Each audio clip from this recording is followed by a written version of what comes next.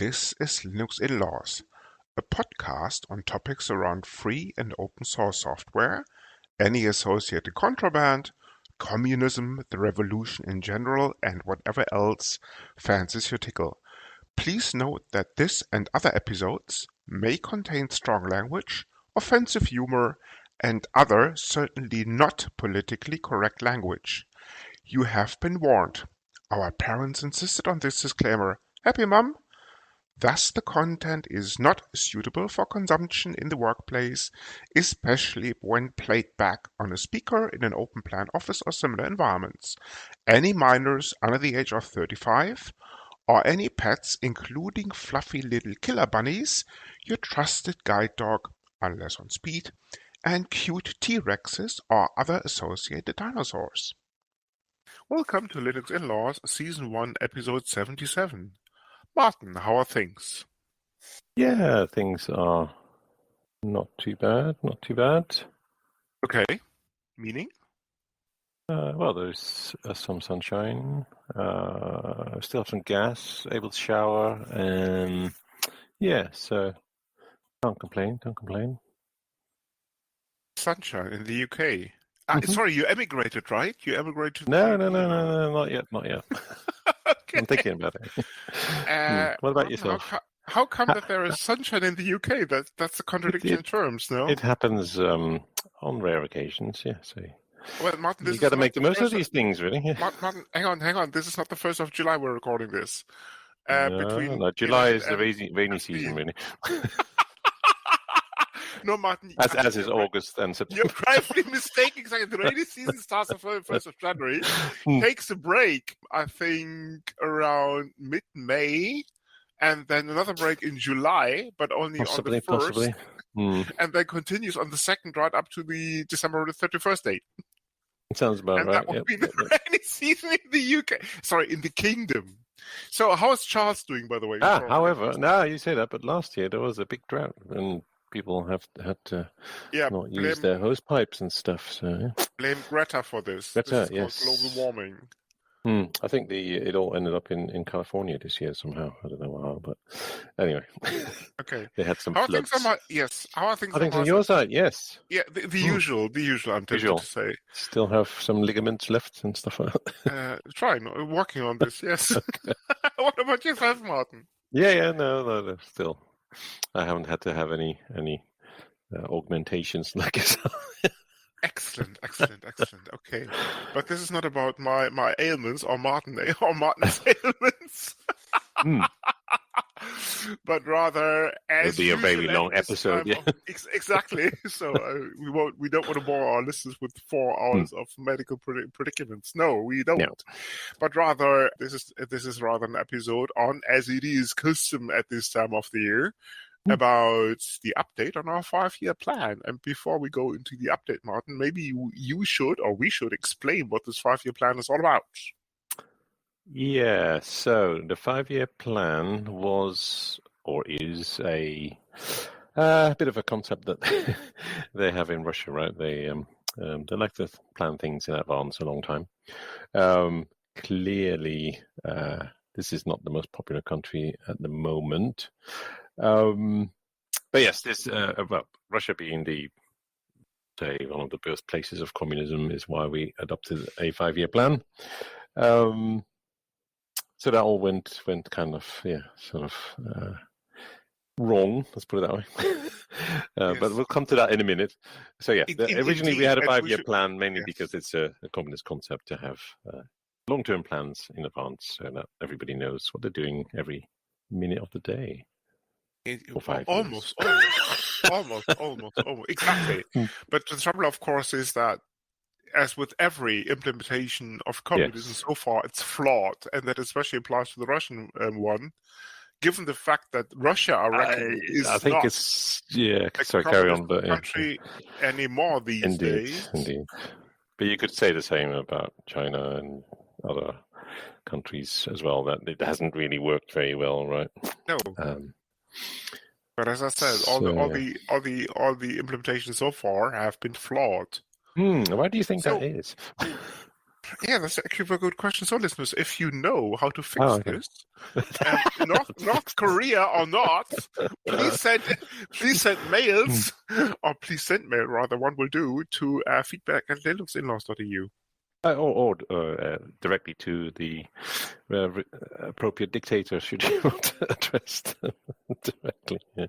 You might as well move a file to Def Null or something. Indeed. Yeah. To keep up with Linux terms. No, I mean, yes, but you brought up a very, very, very, very important subject, namely Russia. It's probably now time, because normally, actually, as Martin correctly points out, we're normally dedicating this to communism in its real sense, in terms of freedom of ideas, sharing, and what communism originally stood for. Well, equality, right? Which Indeed. Yeah. But given the fact that Russia is no longer a communist country, well, never mind the original sense or not, it's probably fair to say that this episode, and hence the lack of a national anthem, by the way, which we had in previous years, but now I think it's a good time. I thought we were going to play a different one this year. We could, actually, yes. Yeah. Why not? Yes. They're not.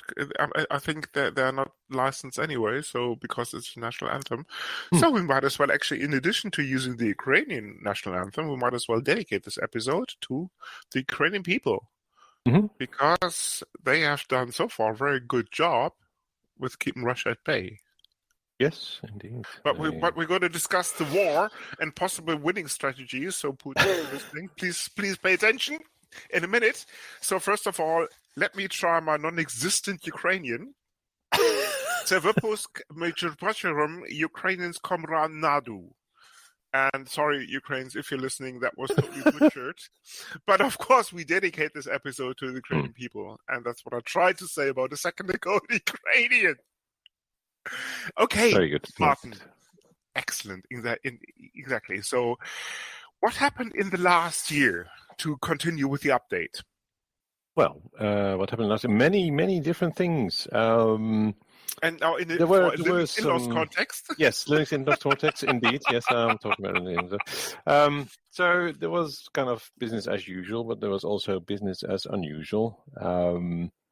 And yeah, various changes, really. So some standard stuff and some changes, yeah.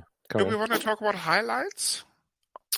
I can do, yeah, why not? We always have. So, I mean, needless to say, all of our episodes are great. I mean, that goes without saying, right? Well, that's really for the listener to decide, surely. Well, we're listening right now, no? Okay, yeah. There are at least 2 listeners who think all our episodes are great. Okay, now, I mean, without being judgmental now, if there's any show you could pick of 2022, what would you pick? And why?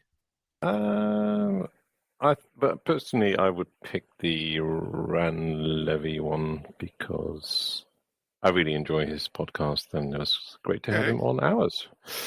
Yeah. Interesting. What about yourself? Interesting question. I'm swaying between the Halloween episode, the CentOS Legacy episode with Alma and Rocky. Yeah, that's good as well. But I think my personal favorite, it was actually the Electronic Frontier Foundation, the Georgian chapter. That was good as well. Yes. Yeah. There was a whole selection of very good ones. But of course, that doesn't mean that the other shows were bad. Far from it, actually. So no, we have to choose, right? So, yeah. So if this is not a teaser enough, please only be one winner. Yes, exactly. Please go to the back catalog and check them out all if you haven't listened to them yet. Yes, indeed, they're all winners. Yes, where are we? Okay. Yes, we should probably discuss now why Russia won't win the war, or should we keep that to later? Don't mind which order you want to do it in. Since we started with that subject, first of all, what are we going to do about the 5-year plan, since that concept has now gone out the window, or are we keeping it? Well, I think we're keeping it. Okay. I mean, that 5-year, that 5-year plan concept is not necessarily tied to Russia. That's true. Yeah. And since Mr. Putin has suspended the sponsorship, shame on you, Putin. Sponsorship of something called Yeah, something called live with in-laws. Has he now? Oh, right. Okay. Did you Maybe see I should have a word from Moscow? I didn't. with the finance department. What's happening with all this money? Or is he sending it in drops of gas or something? Okay, drops. I reckon it's more like gallons these days because the prices are dropping rapidly. Oh, if good. you take a look at the future market, we are recording this in when are we recording this? Kind of September 2022. Yeah. No, I'm joking. No, we're recording this middle of January, almost end of January actually, in 2023. And TTF and other future prices have come down significantly with regards to cost of energy. So that means Russia would probably be rapidly running into insolvency at the end of the day. Not too far away from it. Well, as in a state of illiquidity when it comes to the cash flows. I don't think they're spending much money abroad, right? So it's mainly an income stream as far as I can tell. But you see, I mean, hang on. Where are they buying the drones from? The drones are coming from Turkey and India or something, right? They're buying drones. Can they not make drones in Russia? What's going on here? No. They're importing them. I think at least they did a deal with Turkey on this. Okay. And I mean, they cannot produce all these weapons themselves, no? Some of the components must have to come from abroad. Well, it's quite a big country, and with many people. I'm sure they have factories. But yes, I guess if you're China, you don't mind selling them as well. True. They are obviously on fairly friendly terms, if I'm not mistaken. Well, two ex-communist countries living close together, no? Almost like a married couple, I'm tempted to say. Yeah. And given the fact that they have been rapidly developing into something called capitalism, left, right, and center, there's some parallels there, no? Yeah, well, that's well. So, are you saying that we should be worried for Taiwan next? Or? That's a very good question, actually. I reckon that some people in the States are. Yes. Given the fact that some of the biggest silicon wafer manufacturers are on said island. Mm-hmm. Called TMSC or something like this, right? Or TSCM or something? Taiwan Silicon Chip Manufacturers or something? I can't remember. They're one of the biggest. Mm-hmm. One among the biggest suppliers of said wafers. Indeed. So, why won't Russia win this war? Well, that's pretty. This is where history is for, really. Yes, Martin. Why is that important? So, if you're listening, people, pay attention to history. Yes. The trouble is people don't. That's the issue, no? Well, I guess they didn't pay attention in school, right? I mean, history is not. It can be a very good subject, but it all depends on the teacher, right? So it can be quite off-putting. History your teenager. Anyway, carry on. Yes, but history has one important trait. It repeats itself. Which most people don't apparently know, but you're absolutely spot on. Yes, it repeats itself all over and over again, but people simply don't pay attention because essentially, and this is. Full disclosure, this is my personal opinion. I reckon Martin may or may not go along. What Russia is actually creating is a Vietnam 2.0, where nobody will win. Exactly. Yeah. Mm-hmm. Because the West will actually... It's not just Vietnam. There's also things like Syria and what have you, and places like that. It's if you're not... The people aren't behind you, you're never going to win, right? Well, that's true. And you see...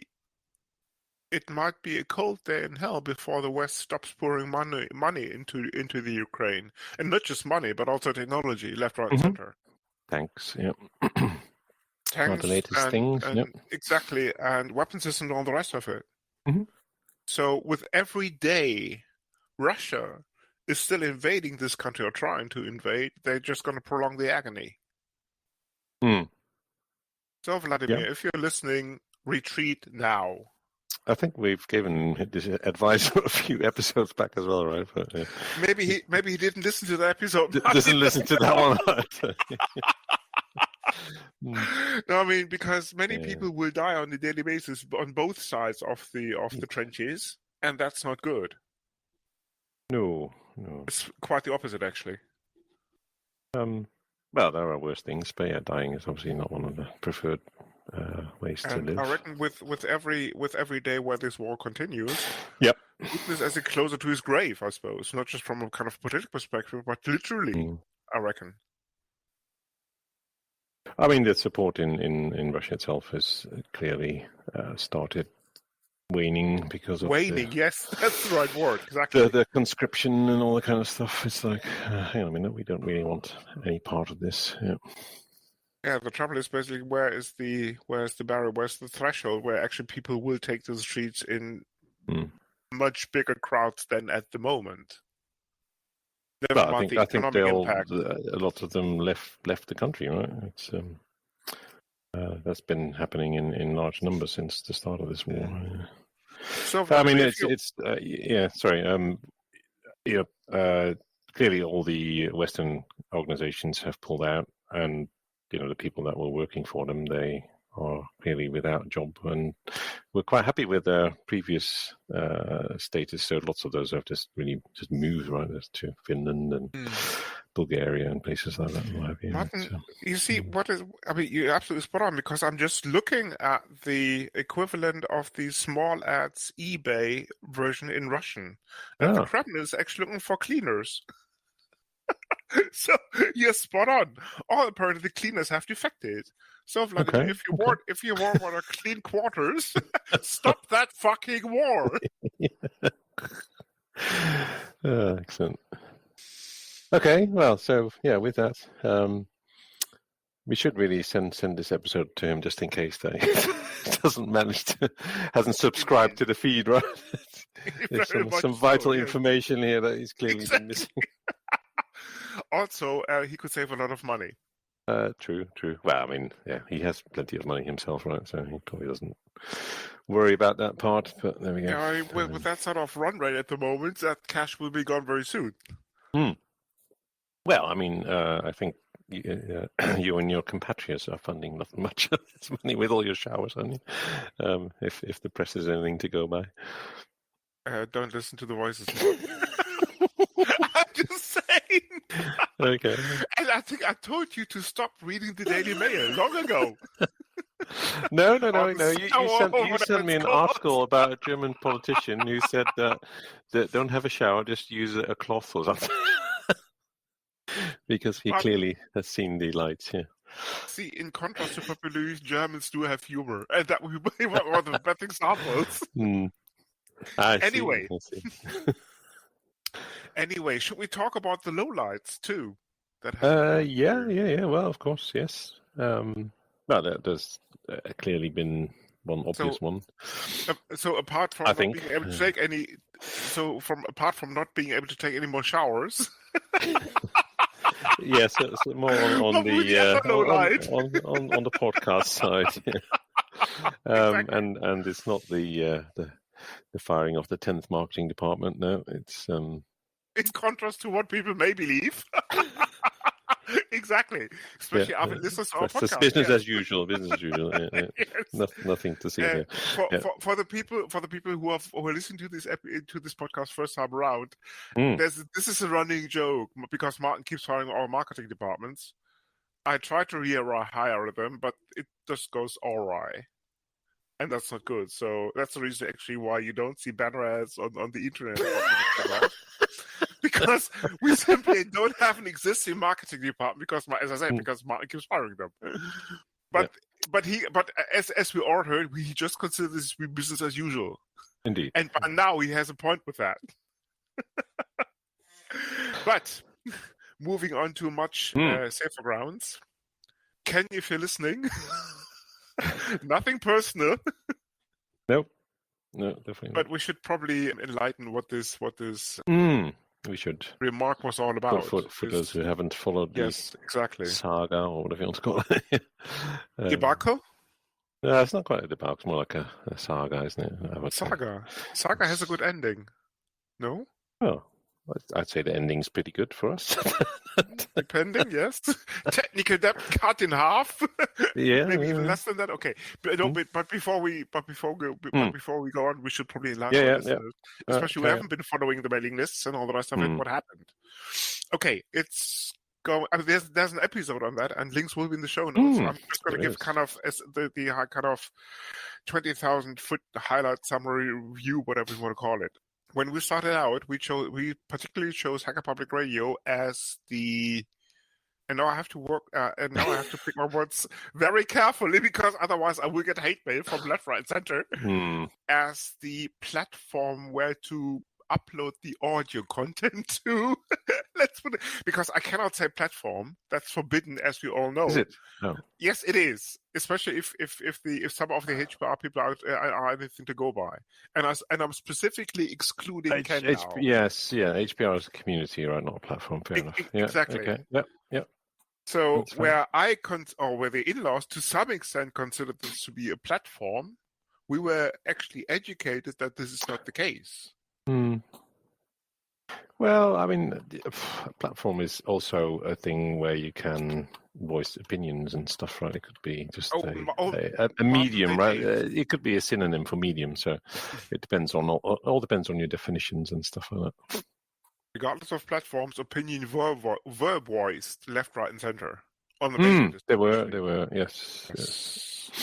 And some of them not that very pleasant, to be honest with you, which actually left a bitter aftertaste, in my opinion. Well, it's I mean, we discussed it on the episode, but unfortunately, there were only a handful of people who commented, right? Rather than, I'm assuming there are more than 5 people listening to Hackback Radio. Public Radio, well, we know they are anyway, but so it would have been nice to have. But there are people that are normally very active on this kind of media and mailing lists, etc. And they were very vocal about their opinions, and some others let's call them the silent majority were not. Anyway. So essentially, water under the bridge and stuff, as they call it. Indeed. So what we actually did is we moved our content to something called archive.org, which helped a lot with lowering the depth of the workflow behind Linux in-laws. And as a matter of fact, what Ken actually does with Hacker Public Radio is all of the episodes are actually moved from the website to archive.org behind the scenes after some time being on the platform. So the RSS feed, which is our main source of truth, so to speak, rather than pointing to Hacker Public Radio, it points now directly to archive.org. So we just saved another level of indirection, so to speak. Yep. And archive.org, for people that are been around a bit longer, it used to be called the Wayback Machine. But, Indeed, yes, it's a Wayback Machine. Yes, it's time travel essentially.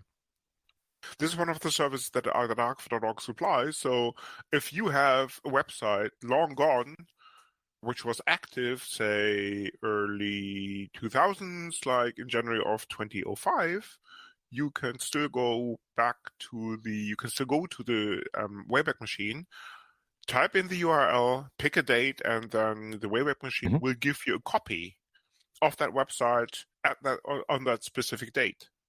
Yeah, as long as it's got a snapshot for that date. Yeah, exactly. Something near that date, if there isn't one. Yeah. Yep. That's exactly how this thing works. Exactly. But archive.org is much more than that. It's actually a platform. And now the word I think is correct, for just hosting stuff in terms of uploading content and then for the world to download again. And that's exactly what archive.org is, among other things.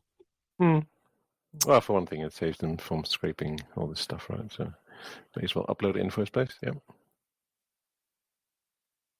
But as you said, water on the bridge, it's now all said and done, and I think we are pretty happy on archive.org. I can only call 2 issues. And the technical support that you get from the crew behind that platform is just amazing. Okay, nice. Well, likewise, we don't have anything against HPR as a community, not platform yet. But they obviously do great work. Exactly. Otherwise, we wouldn't have plugged them quite a few times. I suppose. Yeah. I mean, there was a whole episode on Hacker Public Radio. Links, of course, will be in the show notes. Yeah. And so, Ken and friends, well done. We still love you. Don't get me wrong. It's just that some members of the community, let's put it this way, weren't exactly pleasant to deal with. Yep. Okay. So I think that, as far as I'm concerned, that was the main low light. But it all worked out in the end. So yes. Let's see. Yeah. What about the next? Are we on year 3, 4? 4. It's year 4 of the 5-year plan, isn't it? Martin, yes, we are getting very old, and this is our 4th year into the podcast. So world domination is just a year away. Which nicely leads us to the road ahead. Okay. People, by the time you will be listening to this, FOSDEM is over.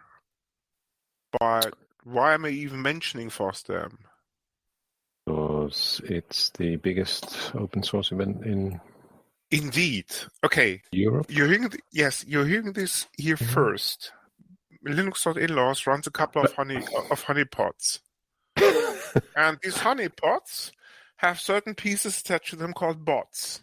As in robots, piece of software that essentially take care of watering the honeypot, making sure it's up to scratch, making sure it's attractive to the outside world. Now, one of these bots decided to take ChatGPT, links will be in the show notes, for a spin, and submitted a proposal to FOSDEM, talking about a podcast called Linux In-Laws, and how great this is and so forth. And funny enough, when checking the logs, we found out that this proposal for a presentation at FOSDEM in 2023 was accepted. Now, when getting in touch with the organizers of FOSDEM, they said, sorry, we cannot allow pieces of software to present at said conference because it's human only. Oh. Well, that's a bit short-sighted, and if not to say racist, or botist, or whatever you want to call it. So that means we have to go to FOSDEM to present that thing that the bot submitted. Can we not send the bots here? No, as I said, I checked with the organizers, and that's not running. That's not flying. Okay, we'll have to disguise it as a humanoid. So that means by the time you will have listened to this, we already did present at FOSDEM. Yes, so that's not really good as a plug, though, is it? Because it's in the past. No, people may have time machines. You never know. So they can travel back in time, go to FOSDEM and check out the talk. I see. Okay. Yes, I guess. I guess they can retrospectively and do this thing. Okay. I mean, time machines are quite common these days, no? Well, so I'm led to believe by certain people. Going back to my original argument that history keeps repeating itself. Fair enough. Come to think of it. Okay, Martin, I also see that oh, yes, logo, yes. Martin. We want to talk about the logo. Yes. Okay, we can talk about logo, yes. So, Martin, why don't you talk about the logo? Well, we had a logo, and then, we had all sorts of issues with the logo on various podcasting platforms that had certain specifications on image sizes and resolutions and stuff like that. So we thought, why not have a new logo? Exactly. Martin, it's probably fair to say that we're not talking about Hacker Public Radio for a change. When you say platform. No, this is in the past. Yes. These are there's so many of them out there that we are on pretty much all of them now, I think, I would say. As well as on ones that scrape all the others. I think we are not on Deezer and some other platforms, but we are on Google, we are on iTunes and Spotify. And Amazon and some other things. Yeah, and it's all the ones that scrape all these ones as well. The podcast aggregators, as they are. Exactly. So we had about what seemed like a 5-year discussion on the logo alone, which wasn't helped by the fact that Martin kept firing marketing departments, so we had to do it all ourselves. Yes. Well, with far better results, right? This is Martin's opinion. This is Martin's opinion. It is. Yeah. Other people may have a different one. Anyway, it doesn't matter. Now we have a logo, so all that remains is actually the T-shirts have been printed. The stickers are there too. So if you were at FOSDEM, you probably saw one of these stickers. You saw we're not giving them away, are we? You can just look at them. Exactly, yes. No, you see, Martin, these stickers cost money. Yes, good idea. Good. Yeah, exactly. Fair enough. No, jokes aside, the new logo will be on the website at some stage, but it just basically boils down to the fact when Martin gets new infrastructure people on the team. Do we need new infrastructure people? Well, you keep firing them. And I keep hiring new teams, but before I know it, they are gone already, like marketing. Good. Yeah. No, Martin, not good. Well, we talked about this repeating history bit, but indeed, Martin, indeed we did. No, I think we start with the RSS feed. So the RSS feed will at some stage carry the new logo. The website remains to be seen. Is the logo actually on the website? Thinking about it. No, it's not yet. No. No. I mean, the website is just the website, right? It just has. True. It doesn't need a logo. Maybe a. Anyway, never mind. Well, a half icon or something like this comes to mind. Yeah, indeed. Okay. Yes. Anyway, it's the logo is new and shiny and should help with the marketing. So I'm led to believe. Indeed, Martin, indeed. but those in the marketing department. More specifically with something called the corporate identity of something called Linux or in-laws. People, if you see the logo, and it's at FOSDEM or some other place, and if you have opinions, please send them to feedback@linuxinlaws.eu, subject new logo. Yes.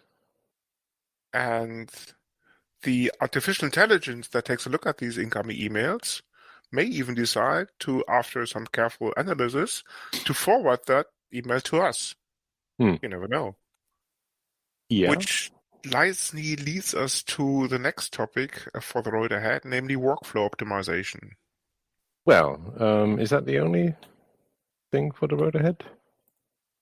I'm sure not. No, I mean, there must be more.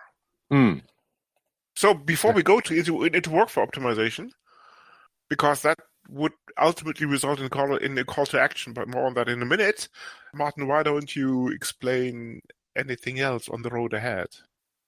Well, clearly we have kind of standardized the format with alternating interviews, internal episodes. We publish every 2 weeks. So give or take, yes. Episode length, usual 6 hours. But yeah, any of these things. So my point being is that we kind of have a format and a standardization. If there are any comments on this, they would be greatly received. Yes. And as usual, I keep saying this, but you can't say this often enough. I think the email address is to be used to is feedback@linuxinlaws.eu. And if you don't put logo into the subject, these emails won't be filtered, I hope. Okay. No, jokes aside, people. It's similar to other podcasts. This format lives by community engagement. Yes. And a very important factor of that community engagement is actually feedback. That's the reason for the email address. Yeah, feedback in any shape, form, or length. Yes, indeed. And we do have feedback. Oh, we do have feedback. Yes, we do have feedback, namely from somebody called Aaron, but more on that in a minute. Before we close off the show, we should probably talk about the remaining topic where we actually would need community engagement. Okay, it's probably now fair to say that the workflow behind something called Linux or Windows has almost reached a degree of perfection that is hard to match. He said with a smile on his face. Okay, who's sent this feedback? No, I mean, the only piece that essentially is missing from this automated workflow is actually an artificial intelligence, like a deep learning component, machine learning, whatever you want to call it, similar to ChatGPT or something else in this area. It doesn't have to be a generative AI that actually is able to edit audio streams on a high level. And when I say edit, I'm not talking about kind of cutting out bits and pieces of the audio stream based on content understand, but rather the simple stuff, like cutting out the that sort of thing. Oh, do we have those? No, we don't yet.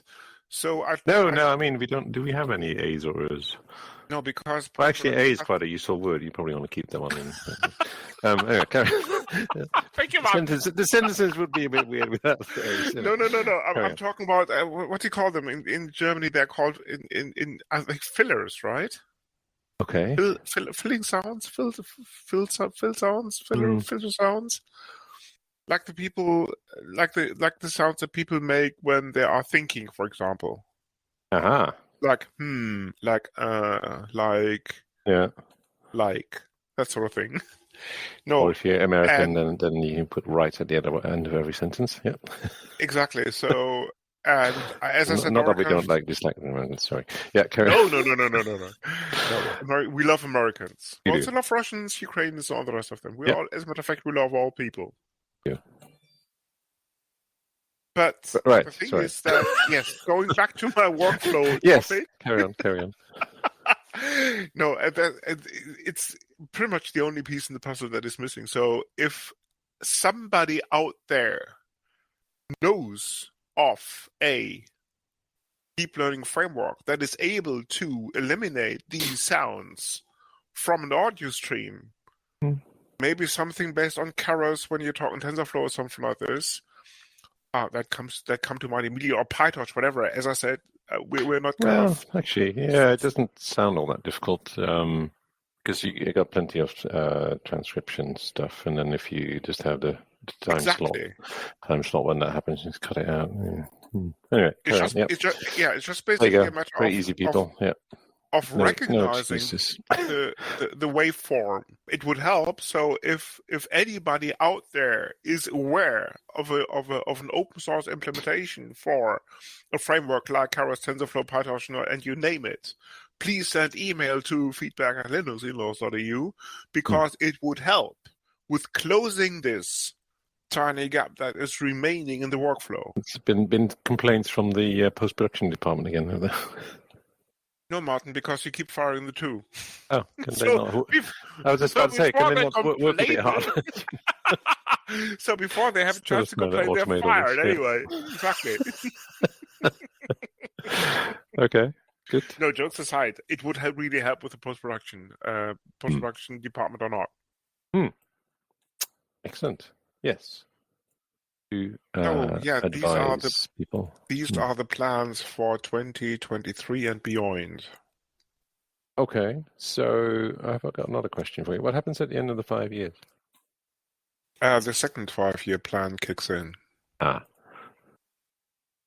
we should start working on that one. I thought that had happened already, no? I can't recall seeing some memo floating by. Probably, yes. Very good. Okay, feedback. Before we close off the show. Okay, do tell. I think I missed this one. So. It was on our recent episode on GIMP. Oh, I did see that one. Yes. Yes, and a reviewer called Aaron WC had this to say on the episode. Mm-hmm. He actually posted this on archive.org. So in addition to sending mails to feedback@linuxinlaws.eu, if you have an archive.org account, feel free to leave feedback there too. You can do that. Simply go to the episode. You find the link in the RSS feed and leave feedback. Much appreciated, like Aaron did. So Aaron had to say, thanks, this was a very nice discussion with Ahuka of HBR fame.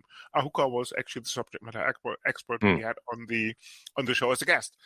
I always enjoy your show. See, here you go. That makes it 3 or 4 listeners, right? So excellent.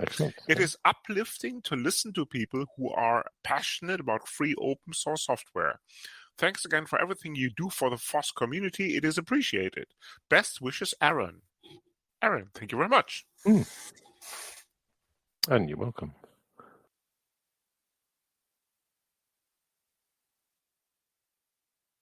This is this awkward pause, which probably won't be cut out. Okay. Oh, will it? Why is there a pause, actually? Because you stopped talking. No, I said, you're welcome. Yes. Which but he said generally doesn't follow. He said it, yes, but he said yes. Anyway, it doesn't matter.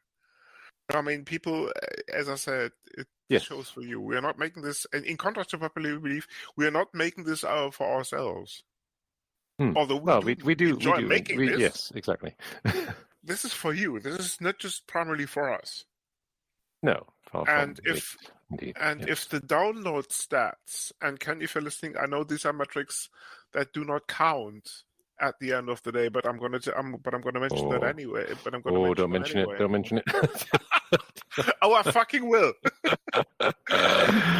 No, I mean, if the stats on archive.org are anything to go by alone, we're looking at about 2,500 downloads per episode. So, and again, if I use any search engine and to check out who's syndicating us, that's a lot.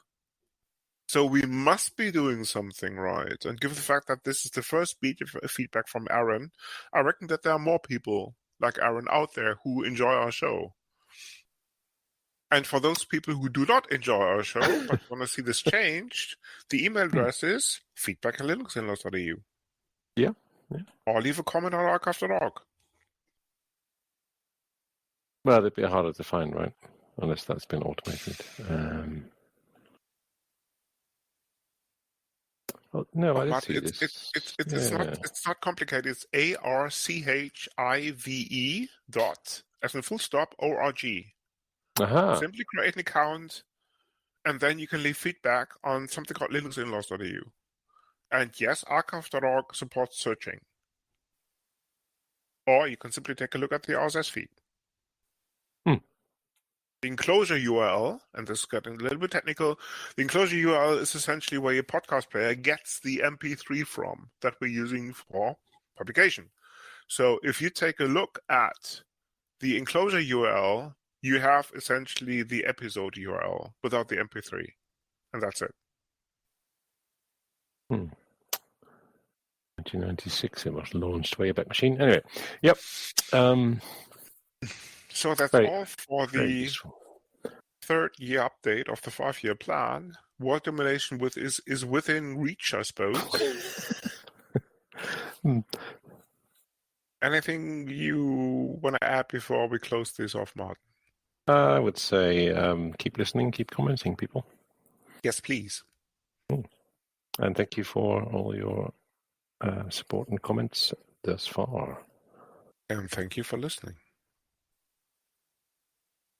This is the Linux In-Laws. You come for the knowledge, but stay for the madness.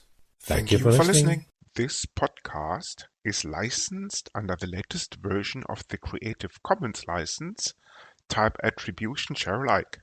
Credits for the intro music go to Blue Sea Roosters for their song Salute Margaret, to Twin Flames for their piece called The Flow, used for the segment intros, and finally to Celestial Ground for their song Sweet Justice, used by the Dark Side. you find these and other ditties licensed under CC at Jamendo, a website dedicated to liberate the music industry from choking copyright legislation and other crap concepts.